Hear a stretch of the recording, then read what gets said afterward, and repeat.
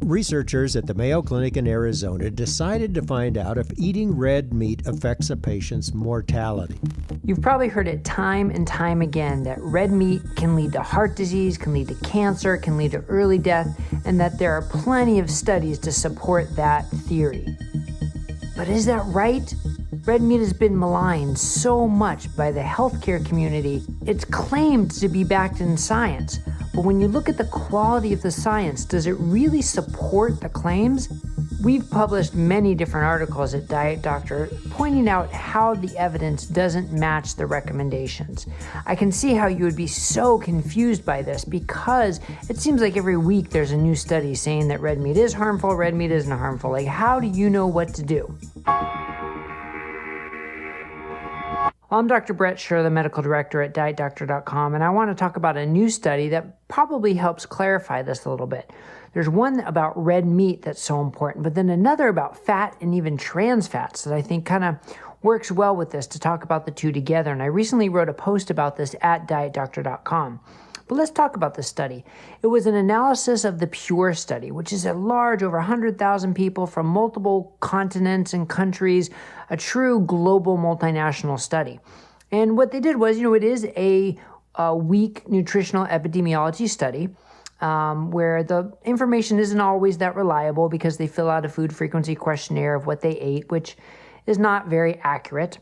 And then they just crunch the data to see who had heart attacks, who had strokes, who had cancer, who died early, and what were they eating.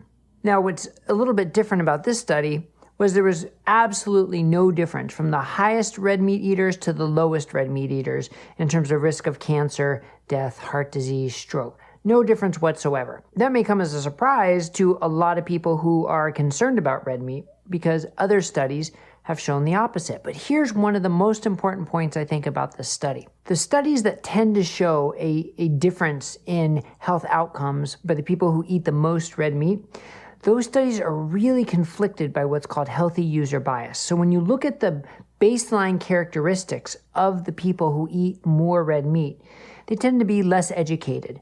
They tend to make less money. They're more likely to be male rather than female. They tend to smoke more, drink more alcohol, exercise less. They eat more calories in total. They have more unhealthy life habits. So based on that and based on the low quality evidence, there's no way you can say for sure that it was the red meat and not this healthy user bias. But here's the point I'm getting at. This analysis of the PURE study appeared to not have that healthy user bias. When you look at the baseline characteristics of the lowest meat eaters and the highest meat eaters, they're pretty equivalent. It doesn't show the same consistent findings that we see on so many other trials done in the United States or in Europe or the United Kingdom. But instead, my hypothesis is that the global nature of this study kind of equaled out that or canceled out that healthy user bias. That's not proven, but I think that might be one reason why this study did not show a relationship between red meat and poor health outcomes. And here's another thing about nutritional epidemiology studies. If it's a well-run trial with a large number of people and it shows no association to a specific food group and negative health outcomes, then chances are there's not a very strong signal there, right? Because even if, let's just assume, yes, red meat leads to cancer and heart disease and early death, but a study of over 170,000 people didn't pick up on it, then that difference has to be pretty minuscule. Now, I would argue there's no difference at all. There's no credible science to say that red meat itself causes these negative health outcomes. And I think this is just one more piece of the puzzle to show that that's not the case. Now, interestingly though, the same study also looked at processed meat. And there they did see a small increased risk.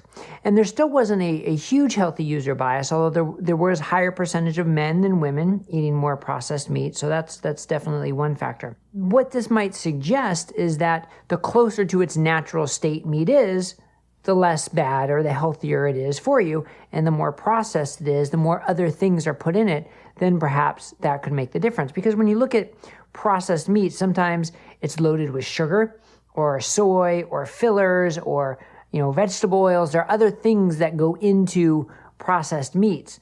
as opposed to just a steak on the grill, you know what's in it, right? So that complicates the analysis a little bit. But that's what I found so interesting. The red meat did not have any association to cancer, stroke, heart attack, death, and processed meat had a small association. Again, small association. So what does that mean for you as an individual? Well, if you're following a diet that includes some processed meats, but it means you can get off of the refined carbohydrates and the excessive caloric consumption or the highly refined vegetable oils or other potential, combined carb, fat, processed foods. If that diet allows you to get away from those other harmful foods, then maybe it's a good trade-off for you because the risk is so small. That's an individual decision. All right, now let's get to this other study. It was a review of all the systematic reviews of fat from monounsaturated fat, polyunsaturated fat, and saturated fat, and even trans fat. And it tried to just bring all the evidence together and say, is there any evidence that increasing your fat intake increases your risk of cardiovascular disease, of death, of negative health outcomes? And the answer was no, there isn't. Whether it was monounsaturated fat, polyunsaturated fat, or even saturated fat, there was no statistical difference in terms of increased risk from the people who ate more of those foods. So again, it's not the food itself. It's likely healthy user bias, it's likely poorly controlled studies, or it's likely the dietary context itself rather than the red meat, the saturated fat. And then the last point to make, the study also looked at trans fats, right? And when you think of trans fats, if you're like me, you think of margarine, you think of things made in industrial centers, you think of what goes into pie crust and baked goods and those types of fats. But they compared those trans fats versus natural ruminant trans fats, so the trans fats you would find in a cow and meat. They showed a significant difference. There was no increased risk from the natural ruminant trans fats, but there was with the industrial trans fats. So what do we take home from all this? My take home is meat, fat, saturated fat, even trans fats in their natural state as minimally processed as possible has absolutely no negative health risks. And I think the science is starting to back that up. The more processed it becomes, the more things you put in it, the more you alter it and chemically change it, that's when we start to see the needle move in terms of risk. So if you're sticking to a low-carb diet, minimally processed diet that's giving you adequate protein, adequate nutrition, and is focusing on food as close to its natural state as possible, that's a win-win. And I think you're doing great if you're doing that, because there's no science to say that that is a dangerous or harmful diet. So we have to be careful how we interpret these studies. These two studies that we wrote about here at DietDoctor.com really help bring that into light. All right, I hope this was helpful. If it was, please hit the thumbs up button and the subscribe button down below so you'll get all our updates here on Diet Doctor News on YouTube. Thanks a lot. Have a great day, everybody.